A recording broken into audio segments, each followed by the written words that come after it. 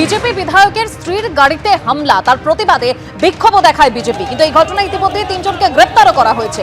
বনগাঁ উত্তরের বিজেপি বিধায়কের স্ত্রীর গাড়িতে হামলার অভিযোগ, ঘটনার প্রতিবাদে পথ অবরোধ করে বিজেপি। গোপালনগরের বনগাঁ চাকদার রোড অবরোধ। বনগাঁ দক্ষিণের বিজেপি বিধায়ক স্বপন মজুমদারের নেতৃত্বে পথ অবরোধ বিজেপি কর্মী সমর্থকদের।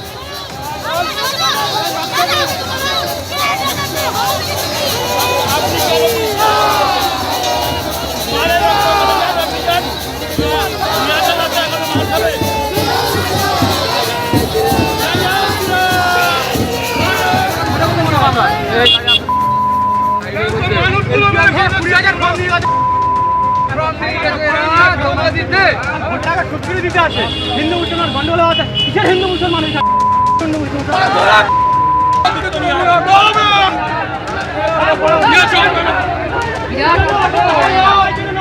তারপরে অ্যাকশন হবে দাদা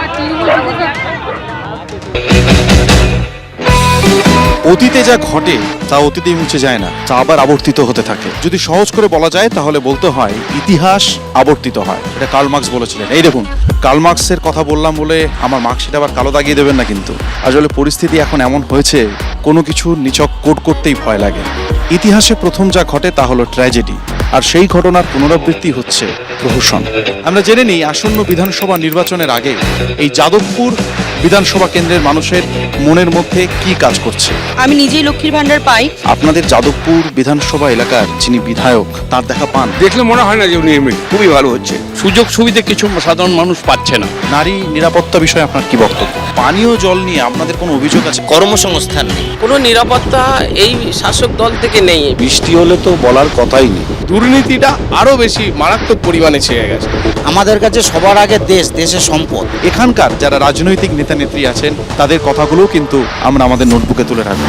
আমরা আগেও যেমন ভবিষ্যতেও এই বিপন্ন মানুষের পাশে দাঁড়ানোটা আমাদের কাজ। আমাদের সরকার আসলে অবশ্যই মানবিকভাবে প্রত্যেকটা বিষয়ই খতিয়ে দেখবে। ওরা চেষ্টা করছে ওদের মতন প্রচার করতে, আমরা চেষ্টা করছি আমাদের মতন প্রচার করতে। যাদবপুর বিশ্ববিদ্যালয়ে আমরা দেখেছি যে প্রায়শই ছাত্র আন্দোলন, ছাত্রদের প্রতিবাদ, বিভিন্ন বিষয় নিয়ে সেই প্রতিবাদ চলে এবং কখনো কখনো সেই প্রতিবাদ এবং প্রতিবাদের আঁচ বিশ্ববিদ্যালয় ক্যাম্পাস থেকে বেরিয়ে রাস্তায় এসে দাঁড়ায়। মানুষের মনে প্রতিবাদের সুর ভয়ঙ্কর। যারা মনে করেছিল যে একটা পরিবর্তন হয়ে গেলে বুঝি কি লাভ হবে, তারা বুঝেছে পরিবর্তনে কি সর্বনাশ হচ্ছে। তৃণমূল সেখানে কখনো আছে, কখনো নেই, কখনো তারা কম্প্রোমাইজ করে চলে। সমস্ত রাজনৈতিক কর্মকাণ্ড এখানে চলছে। যাদবপুর বিশ্ববিদ্যালয় তথাকথিত উগ্রবাম এবং বাম, তারা আর কাউকে ঢুকতেই দেবে না। সূত্রের খবর, এসআইআর খসড়া তালিকায় যাদবপুর থেকে বাদ গেছে 54,184 জনের নাম। এসআইআর শুনানিতে ডাকা হয়েছে যাদবপুর বিশ্ববিদ্যালয়ের উপাচার্য চিরঞ্জীব ভট্টাচার্যকেও। আর সেই নিয়ে ভোটের আগে যাদবপুর সরগরম। ভোটের দিন দুপুরবেলা 1টা-1:30টার পরে এই যে ভূতের নৃত্য হয় ভোটার লিস্টের, এটা নির্ভুল ভোটার তালিকা নয়। এই নামগুলো বাদ যাওয়া উচিত। ভোটার লিস্টে যদি মৃত ভোটারের নাম থেকে থাকে তার দায় এবং দায়িত্ব নির্বাচন কমিশনের ছিল। সুজনবাবু যখন 2016-তে জিতেছিলেন তখন যাদবপুরে কি ছিল? এই সুজনবাবু এই 2021-এ প্রায় 40,000 ভোটে হেরেছে, তখন তো তিনি বলেননি।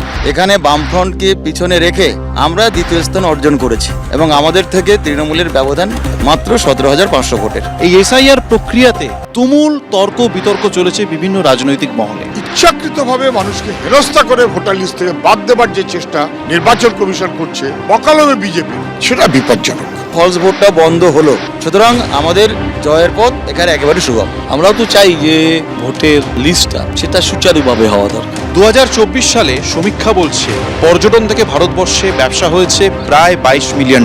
শুধুমাত্র বিদেশি পর্যটক নয়, দেশের মধ্যে মানুষ ঘুরে বেরিয়েছেন প্রচুর।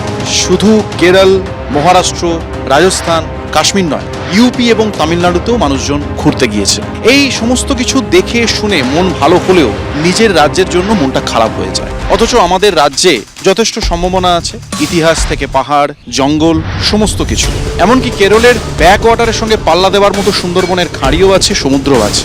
নেই শুধু ইচ্ছে, না ছিল সিপিএম আমলে, না আছে এখন। আমি আপনার প্রশ্নটাকে অস্বীকার করবো না, আরো তুলে আনার স্কোপ ছিল। যদিও সুন্দরবনটা ম্যাপে এসছে, পাহাড়টা খুব ভালোভাবে ম্যাপে এসছে, কিন্তু আরো অনেক আসার মতো সুযোগ ছিল। ভারতবর্ষেও ট্যুরিজমের অপার পোটেনশিয়াল আছে। বাংলা পথ দেখিয়েছে ভারতবর্ষ। আমরাই প্রথমে ট্যুরিজমকে ইন্ডাস্ট্রির দরজা দিয়েছি। আজকে বাংলার প্রত্যেকটা ট্যুরিস্ট স্পটে শ্রীমতী মমতা ব্যানার্জি সরকার হোমস্টের ব্যবস্থা করছে। কিভাবে? মুখে নয়, তাদেরকে টাকা দিয়েছে। আপনি উত্তরবঙ্গে যান, সমস্ত রোজ রোজ নতুন নতুন ট্যুরিস্ট স্পটের আবিষ্কার হচ্ছে। সুন্দরবন 10 বছর যেখানে ছিল সেখানেই পড়ে আছে। পুরুলিয়া যেখানে ছিল সেখানে পড়ে আছে। ধরুন বকখালি, সেখানে আরো অনেক কিছু করা যেতে পারে। ভারতবর্ষে যে আমাদের ট্যুরিজম মিনিস্ট্রি, তার সঙ্গে যোগাযোগ করা এবং আমাদের পশ্চিমবঙ্গের যে রাজ্য সরকার, তারাও কেন্দ্রীয় সরকারের সঙ্গে সমান তাল মিলিয়ে এটাকে যদি বাইরে প্রমোট করার চেষ্টা করেন, আমার মনে হয় যে ট্যুরিজম ক্ষেত্রটা আরো বেশি উন্নতির সম্ভাবনা আছে, এটুকু বলতে পারি। সামনে নির্বাচন আসছে, কেন্দ্রীয় যে বাজেট সেখানে জিএসটি কমেছে, কোনো সুবিধা হয়েছে? কেন্দ্রীয় সরকার যখন এইগুলো জিএসটি কে কমাবার একটা পরিকল্পনা নেয়, তার আগে এই পুঁজিপতি এবং কিছু ব্যবসায়ীকে এই খবরটা তাদের কাছে আগেই পৌঁছে যায়। তারা মার্কেটটাকে নিয়ন্ত্রণ করে একটু দরটা একটু বাড়িয়ে দিয়ে তারপরে জিএসটিটা কমলে পড়ে সাধারণ মানুষ কোনো তার এফেক্ট পায় না। নারী নিরাপত্তা বিষয়ে আপনার কি বক্তব্য? কাজের সূত্রে ধরো কলকাতায় থাকি, তো সকালকে কোনো ব্যাপার না, রাতে করেও আসছি, অনেক মেয়েও তো দেখছি রাতে করে কোনো অসুবিধা নেই। যাদবপুর এলাকায় পানীয় জল নিয়ে আপনাদের কোনো অভিযোগ আছে বা কোনো সমস্যা আছে? আগে সেই আয়রন মার্কা জল, এখন সেই গার্ডেন রিচ জলের পর থেকে ফাটাফাটি জল। এখন জলের যে জল আগে কি হতো, আগে হট করে জল শেষ হয়ে যেত, এখন সেই সমস্যাটাও নেই। ইল্লিগাল বাড়ি হয়ে যাচ্ছে, 2 তলা হওয়ার জায়গায় সেখানে 3 তলা 4 তলা করে হয়ে যাচ্ছে। জল কমে যাচ্ছে, জল মানুষ পাচ্ছে না, আর জল কিনে খেতে হচ্ছে। জনগণের বার্তা যাবে কতদূর, নির্বাচনের আগে ভাবছে যাদবপুর। আজকে আমার সফর এখানেই শেষ করলাম। গণতন্ত্রের বিকল্প একমাত্র গণতন্ত্রই। গণতন্ত্রে প্রশ্ন করা অধিকার না, কর্তব্যও বটে। আজ এই যাদবপুর বিধানসভা কেন্দ্রে আমি আমার কর্তব্য করলাম। আপনারা দেখতে থাকুন তারকার চোখে তারকা কেন্দ্র। শিবখান তিনদার তিনজন মল্লার, চৌপর দিনভর দেয় দূর পাল্লা। সত্যেন্দ্রনাথ দত্তের কবিতায় গতির অনুভব আমরা এভাবেই করেছি, কিন্তু জেনজিরা আরো দ্রুত গতিতে এগিয়ে যাচ্ছে। যাদবপুর বিশ্ববিদ্যালয়ের ইঞ্জিনিয়ারিং বিভাগের পড়ুয়াদের তৈরি ইলেকট্রিক রেসিং কার গত বছর জাতীয় স্তরে ইলেকট্রিক রেসিং কার প্রতিযোগিতায় সাফল্য অর্জন করেছে। পরবর্তী গতির লক্ষ্যে তারা আরো এগিয়ে চলেছে। আমিও আজ যাদবপুর বিধানসভা কেন্দ্রের নানান প্রান্তে ছুটে বেড়াবো জানার জন্য নির্বাচনের আগে জেনজিরা কি ভাবছে।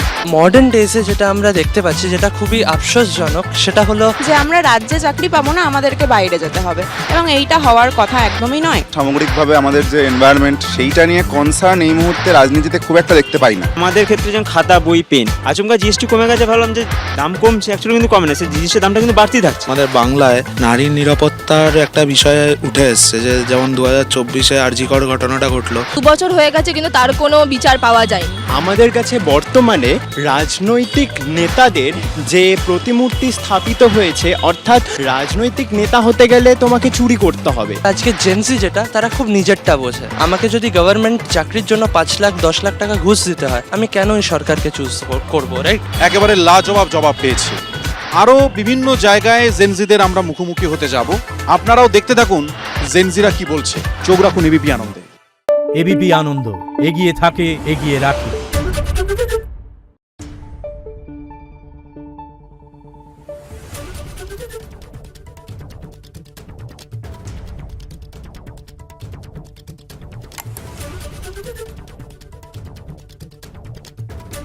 Thank you.